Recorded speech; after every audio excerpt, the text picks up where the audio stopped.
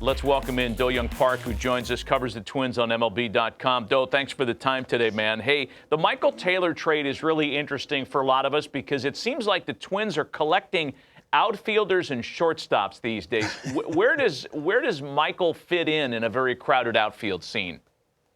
Yeah, say what you want about the Twins, but they've been far from a boring team and probably one of the more entertaining teams to keep track of over the last couple off seasons. And this one's been no exception. They signed Carlos Correa to his quote-unquote real contract. They traded away the reigning AL batting champion. And now Michael A. Taylor, which is a deal that might not cross the national radar as prominently as, say, a Pablo Lopez for Luis Arraez deal or Carlos Correa coming back.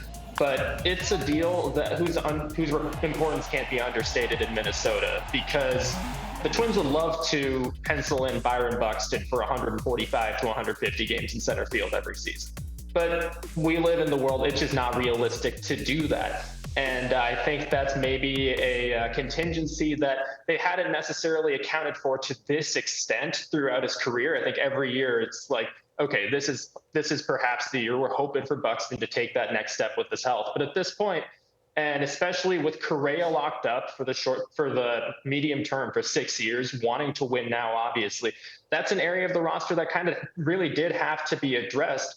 And in Michael A. Taylor, they really raised the floor of kind of that Buxton insurance threshold, because last season, I remember Gilberto Celestino. He's a prospect that was regarded coming up the system, but they had to rush him up to the big leagues, and he played in over 120 games with a 615 OPS, just even as Buxton stayed healthy, but had to deal with a lot of leg issues that kept him out of center field at times. And so that backup center fielder role might be more important in Minnesota than it is anywhere else. And you're getting an elite defender. You're getting a guy that can hit lefties a little bit, which is something that the Twins outfield really did need. It's a group that really does skew left-handed.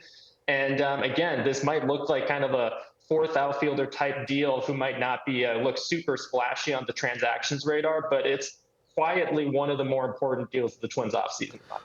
Hit a little bit deeper on the, so Arraez goes, the batting champion, Pablo Lopez. And I've always looked at Minnesota as guys that can pitch, but I don't know if they had that guy.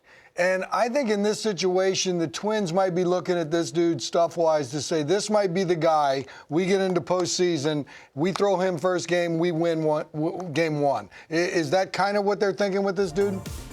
Yeah, I think so. And I don't know that the Twins have really had a guy of that guy caliber since Johan Santana. And that's kind of the clamor around these parts year after year, right? Especially with the specter of the postseason losing streak, 18 games now, that continues to hang over this market as a big, I don't even know if you can call it a chip on the shoulder anymore, because 18 straight postseason losses, that is just kind of what it is at this point. And the clamor is, well, where's that ace level guy? Where's that stopper that can really be the guy where we can put him on the mound and be confident in that guy? And I think before this, Sonny Gray could have been that guy. I mean, he's had the durability issues a little bit last season when he came over to the Twins.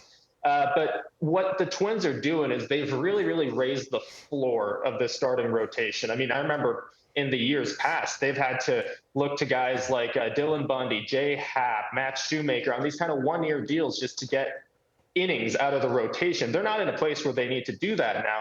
At the same time, a guy like Pablo Lopez, hey, like you said, fantastic stuff. That changeup is going to be one of the better ones we've seen in Minneapolis the last couple of years. And at the same time, you saw the Twins on paper had a full rotation before that. But behind the curtains, you got Kenta Maeda coming back from Tommy John surgery. Tyler Mahle, who came in the trade at last year's trade deadline, but really wasn't reliably in the rotation because of a kind of mysterious arm issue. Sonny Gray had a couple stints on the IL last year. Bailey Over also spent a lot of time on the IL last year. So there's a need to kind of stabilize the floor a bit. And like you said, Pablo Lopez comes with the kind of upside that the Twins have really, they've emphasized this. They've been really targeting him in particular over the last couple of years, trying to get a deal done. They obviously found a match with the Marlins, who are looking for that kind of contact hitter. Always tough to trade away a batting champion. He's a fan favorite too. It's not going to be I think the general sense I've seen is that people get it from a baseball standpoint, but it's also really tough for them to see Luis Arraez go, because he's really been kind of that spark plug and that guy for fans to unite around in Minneapolis. But at the same time, like you said, the upside is undeniable, and the need for this pitching depth in Minnesota, if there's anything they've learned in the last couple of years, is that there's no such thing as too many starting pitchers here. They got a pretty good one that they feel good about. All right, so Arraez out, being a contact guy and a batting champ. They're taking a flyer on Joey Gallo. Not very much a contact guy, but what are they looking for with Gallo? And I guess they're hoping they can fix him and get something going, because he's got power. We all know that. But losing a contact guy like Arraez and you're bringing Gallo in, not so much contact. Yeah, it's I think the two extremes, right? You're going from the guy with the lowest strikeout rate in MLB to the guy with one of the highest strikeout rates in MLB. I think you look at the teams that Gallo has spent the last year plus with, the Yankees and the Dodgers, and I think the Twins fancy themselves as a front office that kind of operate in terms of player evaluation and that sort of thing. I think you look at the track record in kind of similar ways in that regard, and like you said, they're kind of taking a flyer on Joey Gallo at this point. He fits in a lot of ways in kind of the configurations that they have. He can play a little bit of center field. He can play some of the corners.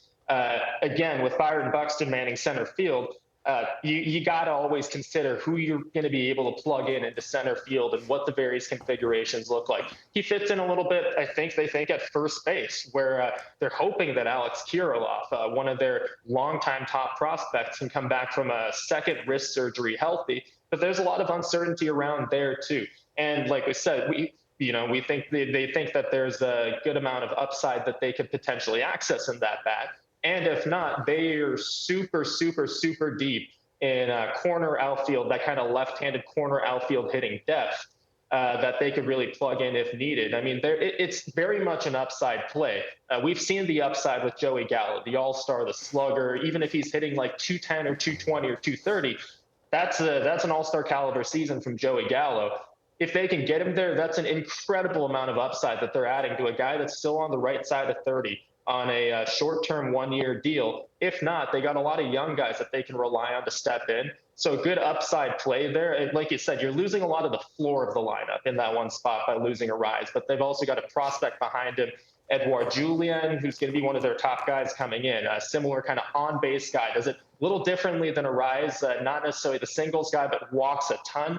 The defensive overlap is there a little bit, and he's almost going to be major league ready this year. So in terms of replacing kind of that production a bit there too, there's hope that he can take that next step forward and kind of embrace himself, establish himself in that role too. Do, we appreciate the insight, man. Great stuff from the team you cover, from the Twins. They've been fascinating the past few weeks for sure, and we'll get back with you again right after they have another transaction, which I'm sure is imminent.